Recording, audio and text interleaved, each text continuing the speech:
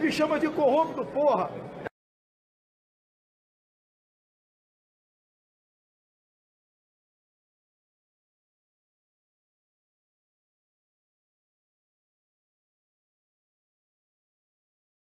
Ô Kennedy, um assunto aqui que tem tido destaque, a possibilidade de prisão do ex-presidente Lula. Esse cenário está se tornando mais provável a cada dia, não, ô Kennedy? Nonato, sem dúvida, está se tornando provável sim. Todos os sinais, mais provável, né? Todos os sinais que vêm do Supremo, que é a corte que poderia impedir a prisão do Lula após o fim do julgamento de todos os recursos lá no Tribunal Regional Federal da 4ª Região, todos os sinais indicam isso. A 8ª turma do TRF4 deverá analisar os recursos da defesa do Lula na última semana de março, concluir o julgamento. Como a tendência é confirmar aquela condenação de janeiro, a sentença de primeira instância do Moro, que foi agravada, né, passou para 12 anos, haveria a execução da pena em seguida, ou seja, prisão do ex-presidente Lula. No Supremo, o ministro Edson Fachin, que poderia pedir ao plenário para julgar rapidamente um habeas corpus que foi apresentado pela defesa do Lula, também tem sinalizado que não fará isso. Portanto, o cenário ele vai ficando cada vez mais provável no sentido de uma prisão até o final deste mês.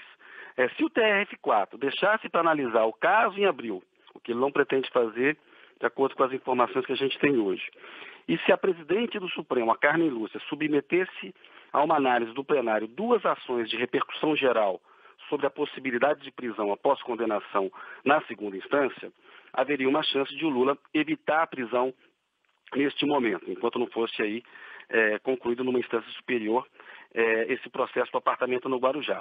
Mas o TRF4 tem acelerado o julgamento do Lula e a Carmen Lúcia já divulgou a pauta de abril sem prever a inclusão dessas ações que permitiriam uma rediscussão do plenário do Supremo sobre a execução da pena de prisão após uma condenação na segunda instância, Nonato. Aliás, Kennedy, qual é a tua opinião sobre essa decisão da presidente do STF, hein?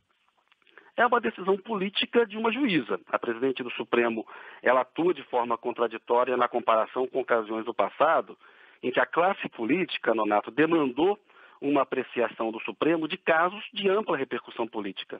O mais notório recentemente foi aquele julgamento lá em outubro do ano passado.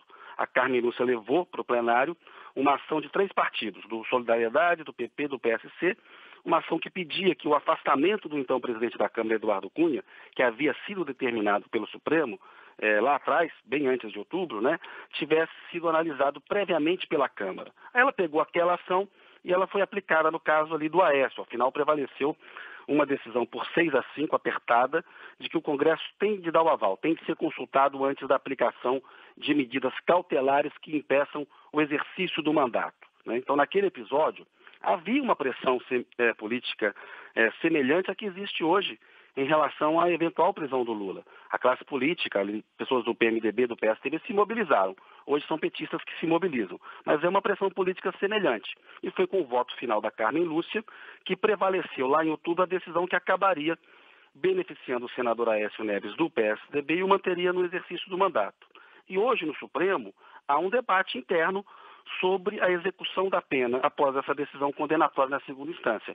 Se tem que manter a atual jurisprudência ou não. A Carmen Lúcia é contra alterar a atual jurisprudência e não quer debater o tema. E ela tem o poder de definir a pauta do plenário, né, da casa. O ministro pode pedir, mas ela concentra um poder enorme nesse sentido. Hoje, o Supremo autoriza a possibilidade de prisão após a condenação na segunda instância. Se rediscutisse esse caso mudasse o entendimento, determinando a espera de uma decisão do Superior Tribunal de Justiça já na terceira instância para autorizar a execução da pena, o Lula seria beneficiado, ainda que fosse no julgamento de uma ação que não tem a ver diretamente com o caso dele. A Carmen Lúcia já deu prova de que ela faz política quando ela julga conveniente, quando ela acha que atende ao interesse dela, ao interesse do Supremo, como ao receber o presidente Michel Temer no final de semana na casa dela. No caso do Lula, a atuação dela prejudica o ex-presidente, ainda que mais à frente o Lula consiga ter sucesso no STJ, no próprio Supremo, para tirá-lo da cadeia, caso a prisão se concretize, já teria ocorrido aí a prisão, já teria ocorrido o fato. E isso tem um enorme efeito simbólico, né? Perfeito. Aliás, falando nisso, Kennedy, quais os efeitos de uma prisão do Lula que poderiam surgir aí no campo político ou em outros setores da sociedade, hein? Nonato, efeitos fortes, no meu entender. Do ponto de vista político, vai acirrar ainda mais os ânimos no país, deve dividir ainda mais o Brasil. Um país que já está bastante dividido deve se dividir mais. As pesquisas mostram um país aí cindido em relação ao Lula. Metade que é o Lula na cadeia, a outra metade julga que o Lula não merece tal destino. Então não será uma decisão que será aceita passivamente por uma parcela da sociedade que defende o Lula, que entende que ele está sofrendo uma injustiça. Então deverá haver protestos e a gente tem que ver que dimensão esses protestos terão. Se protestos mais de um público, de um setor organizado da sociedade, simpático ao PT, ou se mais amplo, né? A gente tem que esperar para ver se isso vai acontecer.